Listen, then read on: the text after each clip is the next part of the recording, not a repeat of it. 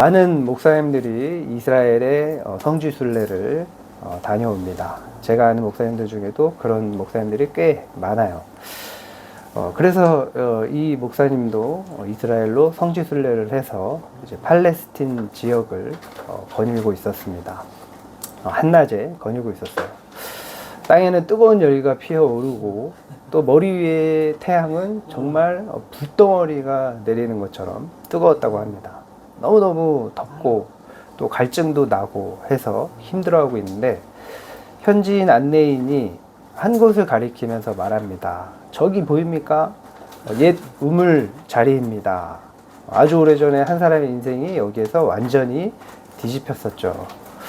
그 말에 이끌려서 목사님은 그 우물자리로 천천히 걸어갔습니다. 주변은 아주 고요했어요. 그리고 땅은 불에 탄 듯이 말라 있었지만 그곳에는 설명하기 어려운 어떤 깊은 기운이 느껴지는 것 같았습니다. 바로 이 땅 한복판에서 예수님은 세상에서 가장 목마른 한 여인을 만나 주셨던 것입니다. 안타깝게도 이 여인은 그 당시의 사회적 인식으로는 비난받고 손가락질을 당할 만한 그런 여인이었습니다. 그런데 놀랍게도 예수님은 그 여인을 외면하지 않으셨죠. 그녀의 영혼 깊은 곳까지 아시고 그 안에 숨겨진 그런 갈망을 보셨던 것입니다. 그리고 조금 후에 제자들이 돌아왔습니다. 그런데 이 제자들이 예수님이 그 여인과 함께 있는 것을 보고 굉장히 이상하게 여겼습니다. 왜냐하면 그들이 보기에 예수님이 굳이 대화를 나눌 상대가 아니었기 때문입니다. 아니 오히려 대화를 나누면 안 된다고 생각하는 그런 여인이었죠. 그러나 그 자리에서 예수님은 제자들에게 하나님이 보시는 방식, 하나님이 일하시는 방식을 선명하게 보여주십니다. 우리가 보지 못하는 곳에서 이미 준비된 하나님의 역사를 선명하게 보여주신 거예요. 오늘 우리는 그 우물가로 함께 가보려고 합니다. 예수님이 제자들에게 주신 세 가지 영적 교훈을 따라가면서 우리 마음속에도 새로운 생수의 샘이 다시 솟아오르는, 넘치게 솟아오르는 그런 은혜가 있기를 바랍니다. 자, 제자들은 음식을 구해서 동네로 들어갔다가 다시 돌아오는 길이었어요. 멀리에서 예수님이 누군가와 말씀하고 계시는 그런 모습이 보입니다. 그런데 가까이 다가갈수록 제자들은 약간 얼굴이 굳어지기 시작합니다. 왜냐하면 이상하게 생각되는 거예요. 예수님이 웬 사마리아 여자와 대화를 나누고 계셨기 때문입니다. 그 순간 제자들은 여러 가지 생각이 스쳤습니다. 예수님이 왜 사마리아 여인과 대화를 나누지? 왜 말을 섞지? 저런 여인과? 오늘 우리에게 적용한다면 어떤 의미예요? 왜 저런 사람과 사귀지? 왜 저런 사람과 대화를 섞지? 이렇게 생각할 수 있는 상황인 거예요. 제자들이 보기에 그 여인은 대화를 할 가치가 없는 존재였습니다. 신앙적으로 문제가 많은 사람이었어요. 예수님이 상대해서는 안 되는 그런 사람이었던 것입니다. 제자들은 자신들의 신앙적인 판단과 종교적 기준, 그리고 자기들이 경험한 세상적인 경험을 통해서 예수님의 행동을 판단했던 겁니다. 그들의 관점은 너무나 좁았어요. 너무나 얕았어요. 너무나 편협적이었습니다. 그러나 예수님이 보신 것은 전혀 달랐어요.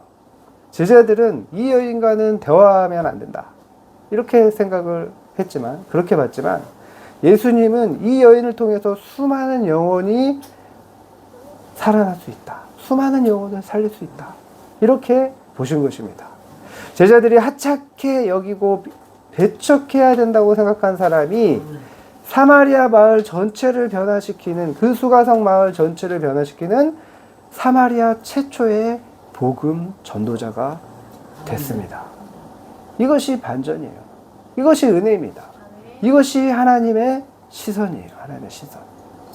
제자들은 한 사람을 자기 지식과 경험으로, 자기 판단으로 평가를 했지만 예수님은 한 사람을 통해서 도시 전체의 밝은 미래를 보셨던 것입니다. 우리는 종종 집에 낡은 서랍을 보면서 이렇게 말하죠. 이거 이제 너무 많이 나갔구나. 이제 좀 너무 보기가 안 좋은데, 자리만 차고 있는데, 이거 버려야 되나? 막 이러면서 그런 생각을 할 때가 있죠. 그러나 어떤 장인은 같은 서랍장을 보면서 이렇게 말합니다. 이 상자면 충분히 좋은 재료가 될 수 있을 거야. 문제는 서랍장에 있는 것이 아니라 뭐예요? 그 서랍장을 바라보는 눈에 있었던 것입니다. 사람도 그래요. 우리는 종종 어떤 사람들에 대해서 이렇게 생각합니다. 저 사람은 절대로 안 바뀔 거야. 저 사람은 믿음이 없어. 믿음이 좀 이상해. 저런 사람이 하나님께 쓰임받지는 못할 거야. 이것을 나 자신에게 적용하면 어때요? 나 자신에게 적용하면 그 관점을 자기 자신으로 적용하면 이렇게 되는 거예요. 나는 별 볼 일 없어. 나는 상처가 너무 많아서 하나님께 쓰임받을 수가 없어. 나 같은 무슨 하나님의 일을 하냐. 나는 내 과거 때문에 하나님께 쓰임받기가 어려워. 여러분도 혹시 여러분 스스로에게 이렇게 말하고 있습니까? 그러나 예수님은 그렇게 말씀하지 않으십니다. 여러분, 사마리아 여인을 한번 보세요. 그녀는 그 당시의 시대적 배경으로 오늘날로 따져도 사실 그렇죠. 남편이 5이나 있었고 새로운 남자랑 살고 있어요. 그러니까 오늘날로 따져도 그런데 그 당시에는 더 그랬죠. 가능성이 전혀 없어 보이는 사람이었습니다. 그죠? 대화를 섞으면 안 되는 여인이었어요. 그러나 예수님은 그 여인을 통해서 도시 전체를 변화시키는 그런 역사를 이루셨습니다. 예수님은 여전히 여러분의 가능성과 잠재력, 회복될 미래, 그리고 영을릴 영적 추수를 보고 계십니다. 그리고 예수님은 말씀하시는 거예요.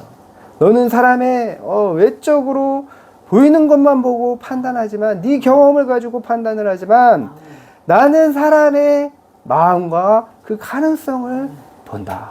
가능성을 본다. 그러므로 하나님께서 우리에게 물으시는 겁니다. 너는 사람을 볼 때 이 제자들의 눈으로 보느냐? 아니면 예수의 눈으로 보느냐? 어떤 눈으로 보느냐? 사람을 볼 때.